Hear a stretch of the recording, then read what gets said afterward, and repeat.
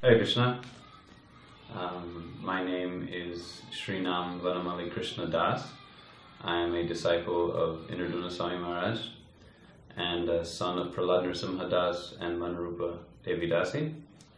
I came to Gurukula and entered Gurukula when it reopened in 2001.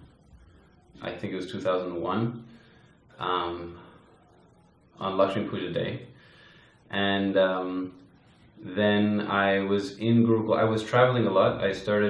Over the years, I started serving my Guru Maharaj before I got initiated even, and then eventually I got initiated. And so often I would leave to go and serve and travel in these festival programs and then come back. So I came to Gurukula in 2001 and stayed for about 7 to 8 years in the school. But I was traveling a lot. Especially near the end of my stay in the Gurukula, I was traveling with my Guru Maharaj, doing different preaching programs and festival programs, and since I left Gurukula, I've still been traveling with him, and it's pretty much all I've been doing.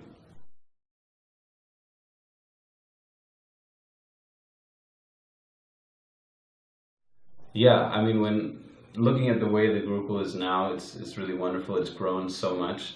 It's developed a lot. When I was in Gurukula, there was just 6 boys. Obviously, throughout my stay, it grew as well.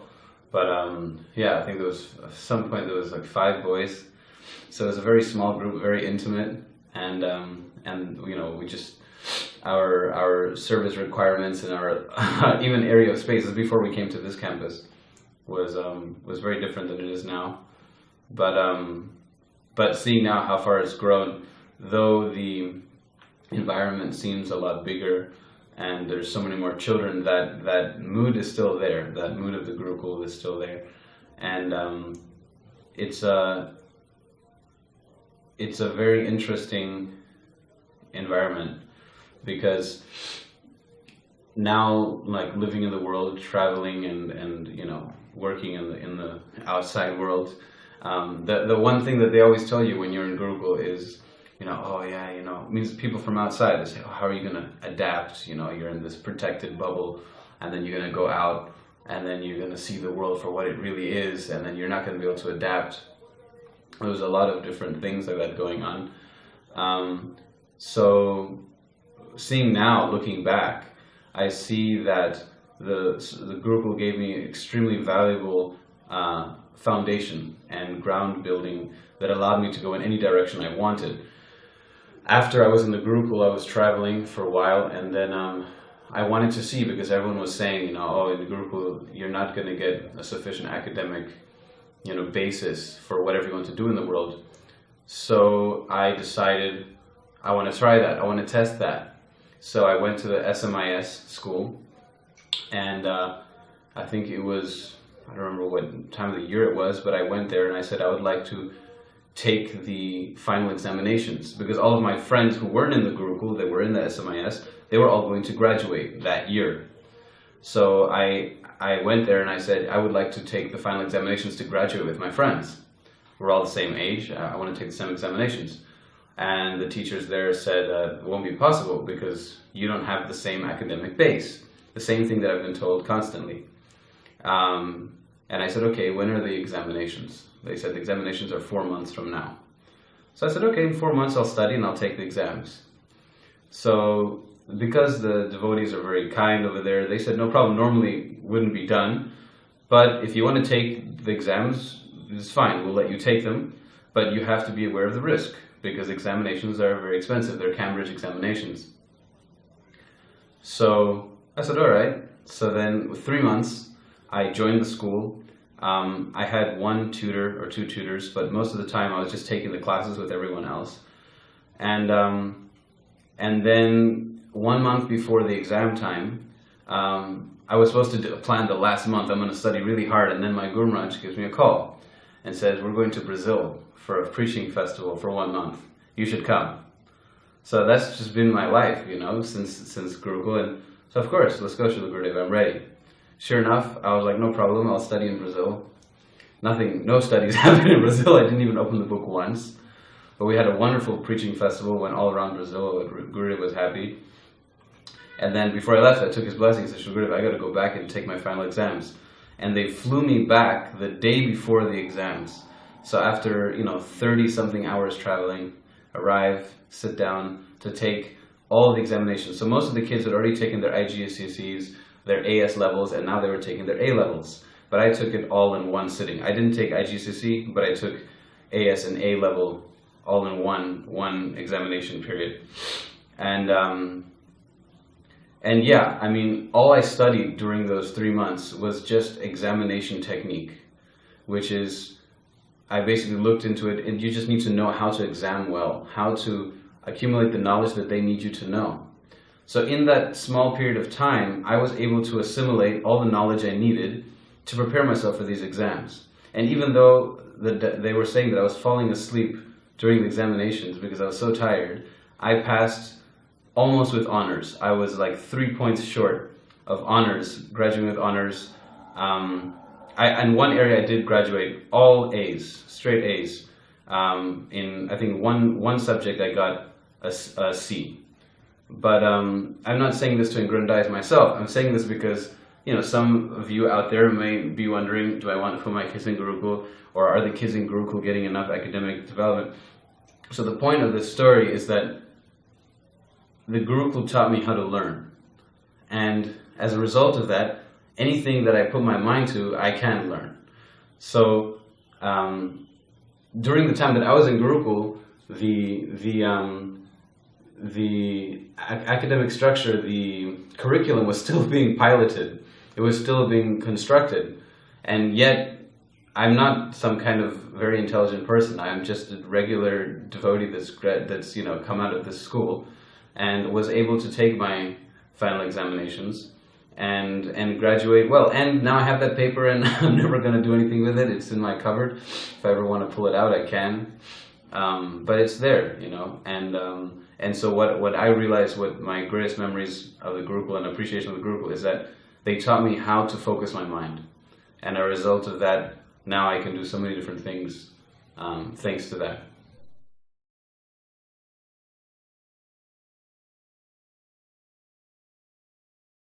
So when I came to Gurukul, like I said, the Gurukul was just reopening under the new circumstances, and I came with my brother. So my brother was he was 5 at the time, and for him it was very challenging to come all of a sudden stay in the ashram, be separated from the parents, and obviously seeing that for me was difficult. Obviously I miss my parents as well, but for my brother it was particularly challenging, and so seeing that, obviously the teachers together with the parents, my father, different devotees, eventually they came to the system of developing the day schooler system, which is now in functionality. If a boy joins, first they stay at home, they come during the day, they get a chance to adapt to the school, they get a chance to come and join at the point that they're really eager to join and they're strong and they're happy and they have enough support inside that they don't feel like separated from their parents. So that was one of the challenges that, though it wasn't so strong for me, it was a little strong for my brother because he was younger. That was one of the challenges that I experienced in my day. But that's been rectified in this wonderful day schooler system, which allows a nice balance for that. Other than that, whatever challenges I may have experienced then, now looking back, I understand the reasons behind them, the purposes behind them, and the benefits that have come as a result of them. For example, waking up early in the morning, cleaning all day, taking cold showers, things that, as a child, it's always like, it's not easy, Every day you battle to wake up in the morning, every single day, if it's raining, if it's cold, everyone knows it's difficult. So these little challenges are there, but other than that, no serious challenges that I particularly faced.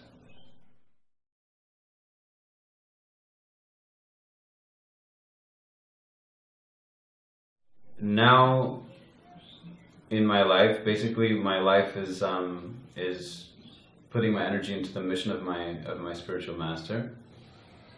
As you probably know, he has a traveling festival tour. He travels all over the world doing very professional, large-scale festivals, whether they're indoor or outdoor festivals.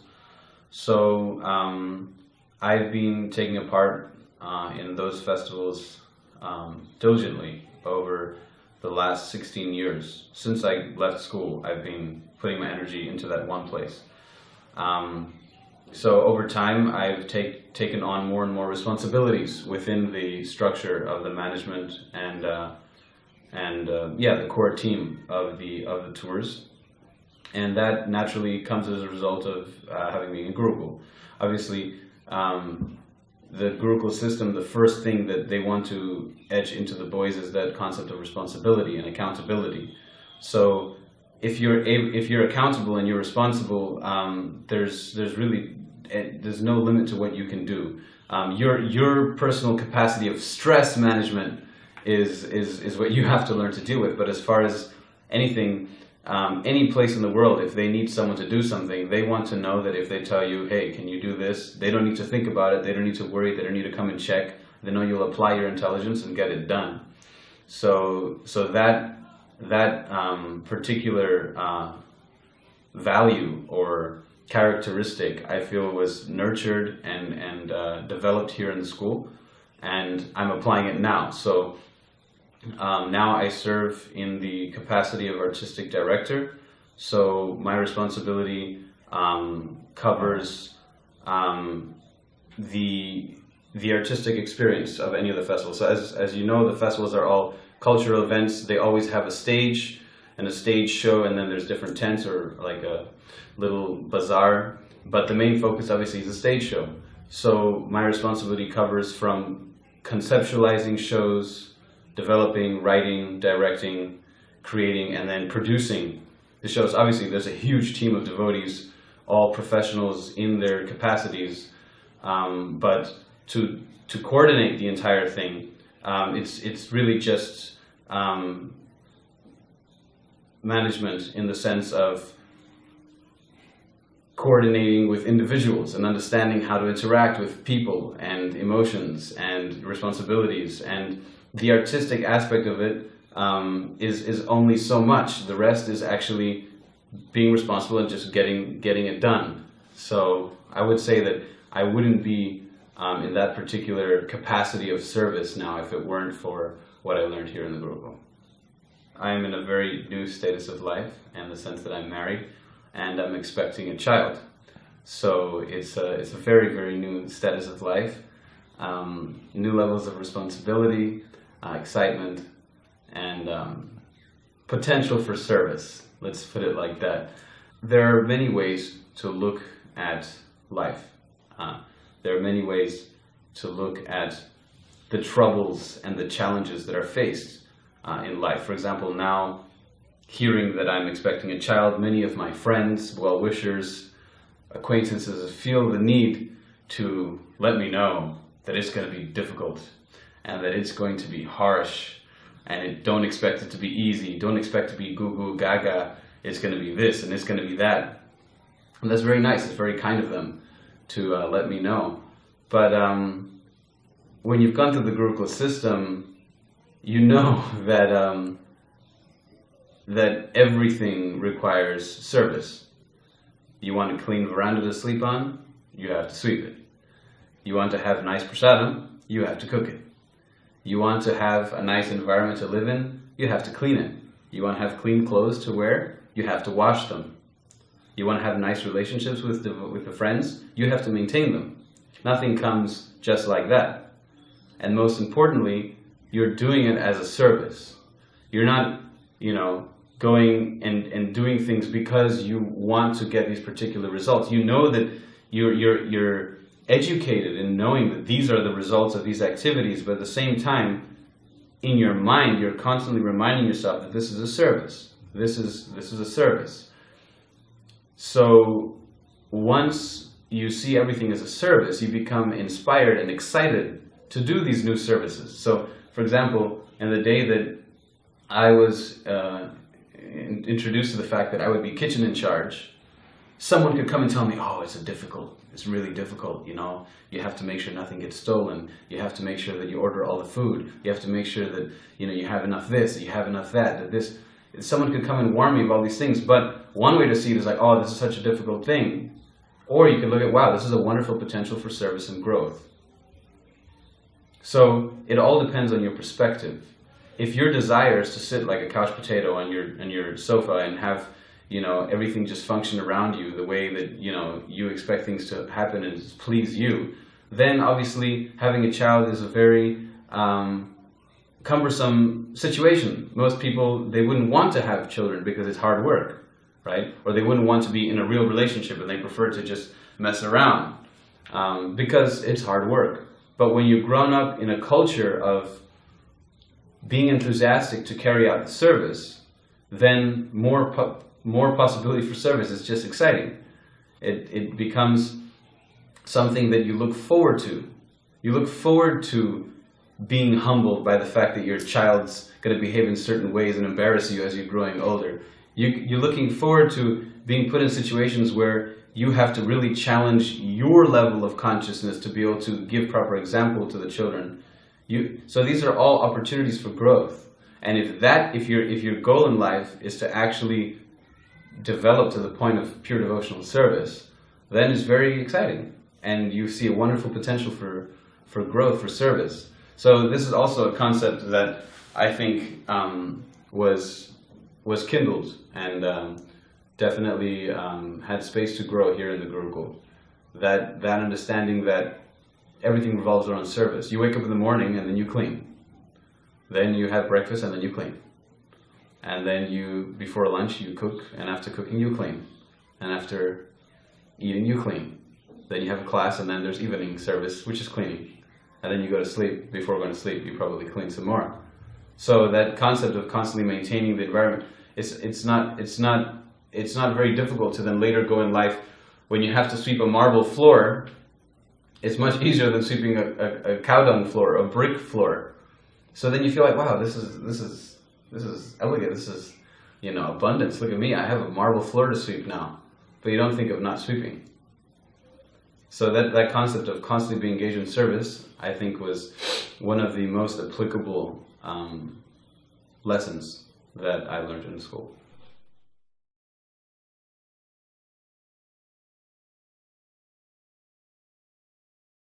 And right now I don't know yet if it's a boy or a girl. So there's still an unknown factor there. Otherwise, obviously, if it's a boy, then definitely I would enroll him in the Gurukul for a period of time. I think that that the Gurukul system is absolutely required.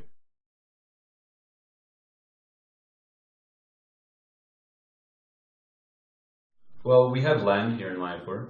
So naturally, we would like to develop the land to the point that we can live up the land to whatever potential. But apart from that, I would say that the main aim of my life is to continue developing my Gurudev's mission. And now with him getting older, he's expecting us to take on more and more responsibility. And not only responsibility, but just to actually push it forward, because right now it functions based on the donations that he brings in, right? So for it to be sustainable after he moves on from this plane, it has to develop new legs, it has to develop new funding, it has to develop new systems. So that is pretty much all we focus on, to continue developing that, so that he can peacefully retire to do his bhajan, or if he's gonna, you know, fight in the trenches until the very end, he can know that his legacy will go on. Apart from that, also my father, he has quite a legacy of preaching that he's been, you know, developing over his whole life, and I'm also helping him to develop what he's doing as well. But for myself, I'm now carrying out the duties of a grihasta, and to raise my children to the best of my capability. And then once my duties are there, my wife and I will happily take on a vanaprastha life where we can just focus on our services and in our bhajan and our puja, our seva. But yeah, that's pretty much the life that I see.